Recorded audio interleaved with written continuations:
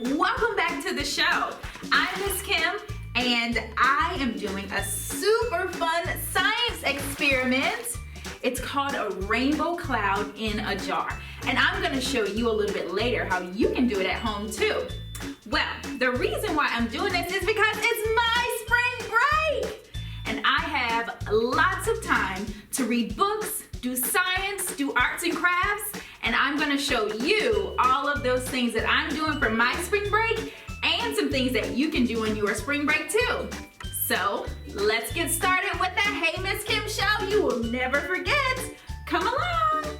It's time for crafts. For this week's arts and crafts project, it's going to be used with basic materials that you might already have at home.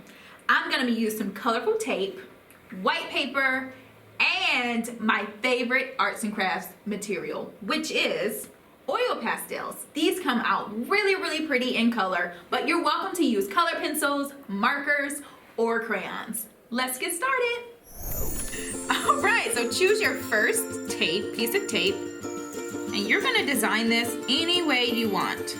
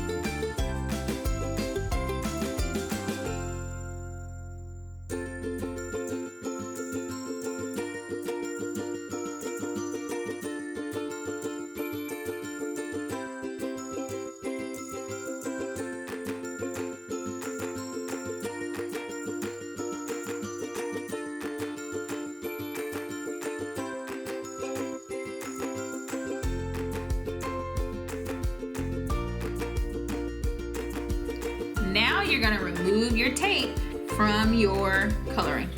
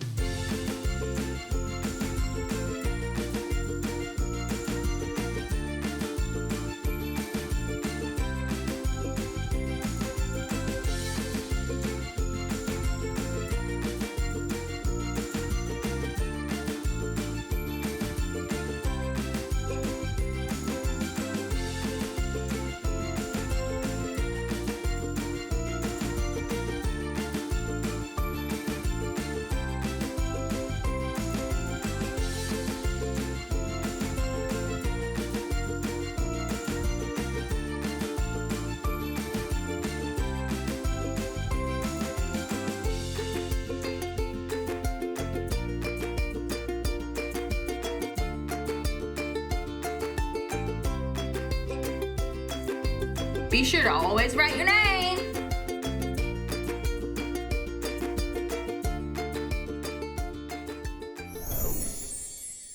We love to read.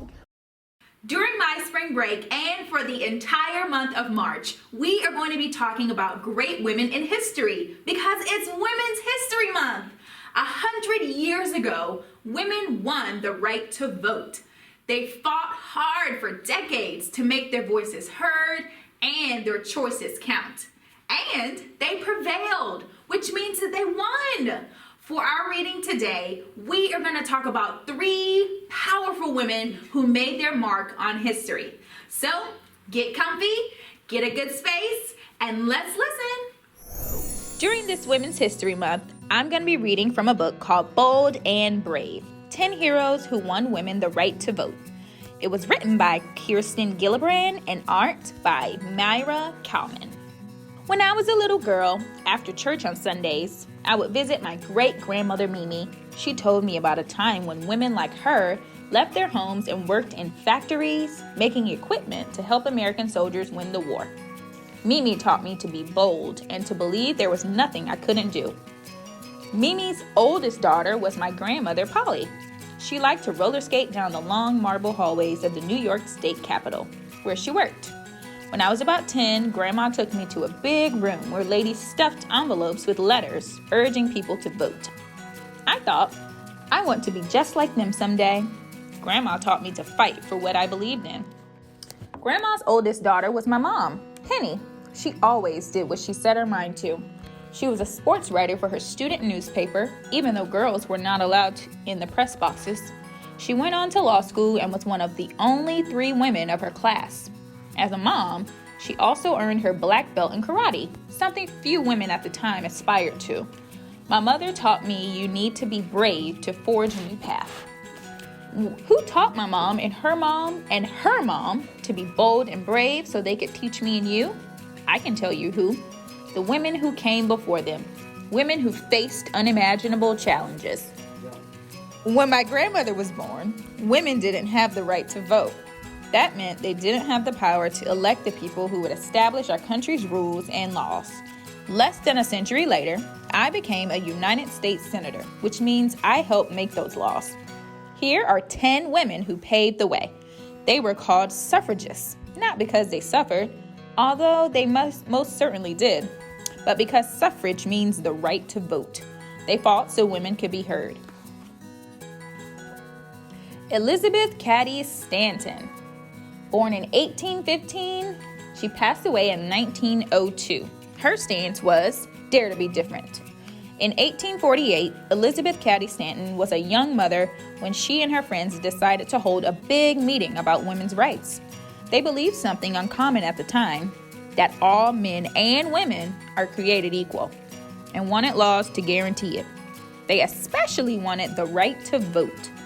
The 300 women and men who attended this convention near Elizabeth's home in Seneca Falls, New York, became some of the earliest American suffragists.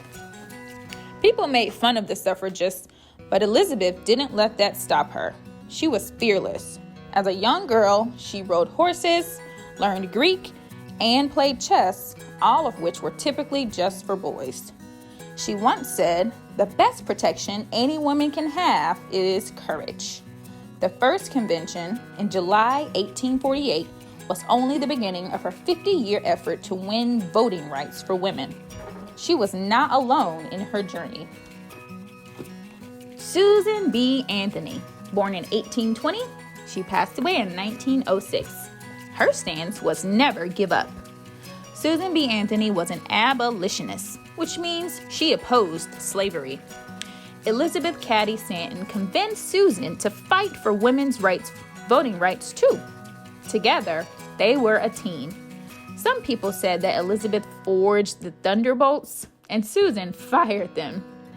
Susan traveled the country by train and horse, drawn coach to rally support for voting rights for women, often wearing her favorite red silk shawl. She wrote home.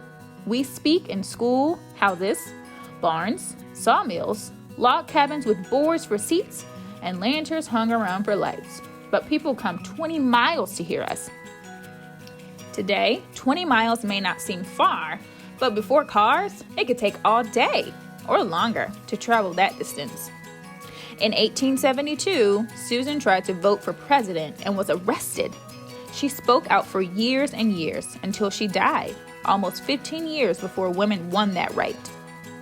Others carried the torch and the amendment that finally granted women the right to vote, the 19th Amendment, is also called the Susan B. Anthony Amendment. Sojourner Truth.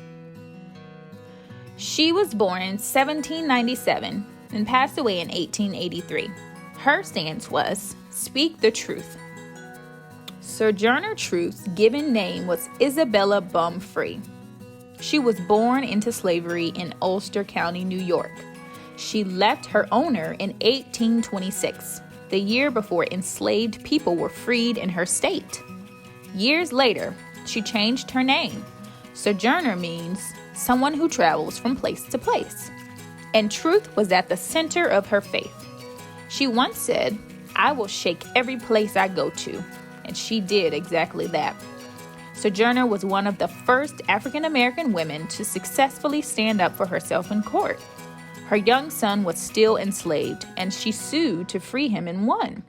Sojourner fought to end slavery and traveled the country pressing for equality for all. She worked with some of the most important thinkers of the day, such as abolitionists Frederick Douglass and President Abraham Lincoln. In 1851, she spoke at the Women's Right Convention in Akron, Ohio. And in 1867 at the American Equal Rights Association meeting in New York. Sojourner asserted that all people deserve the right to vote, no matter the color of their skin or if they were male or female. Sojourner lived to bring justice to others, proclaiming that the truth is powerful and will prevail. Stay tuned for the rest of March to learn about great women who made their mark in our history. So, while I have all this time during my spring break, I'm going to be doing a little science experiment. It's the exact same one that we saw at the beginning of the episode, and it's called Cloud in a Jar. Now, for this experiment, you're going to need shaving cream, a jar of water, and your choice of food coloring. And you can use as many colors as you'd like. So, grab a towel or a nice clean surface, and let's get started. You can put a generous amount, like that. Now take your food coloring and watch the rainbow magic happen.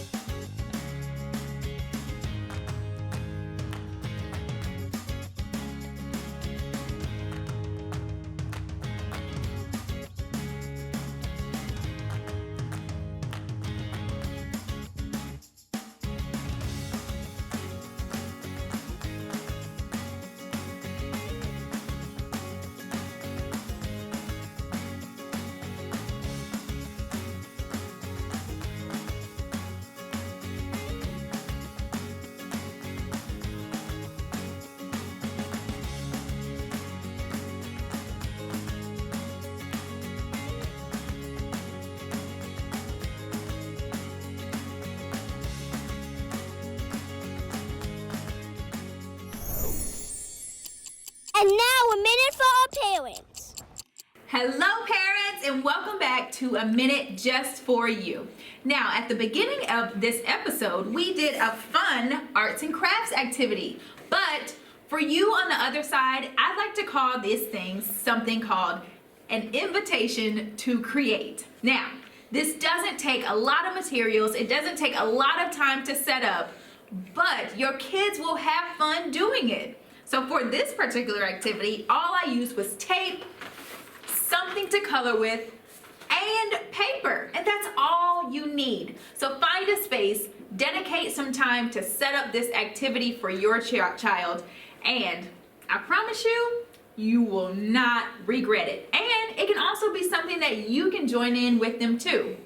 So, thank you for joining me today, and that's A Minute with Parents. Thank you for joining me for Hey Miss Kim today. I hope to see you the rest of March as we talk about women's history, and stay tuned for a special green episode next week.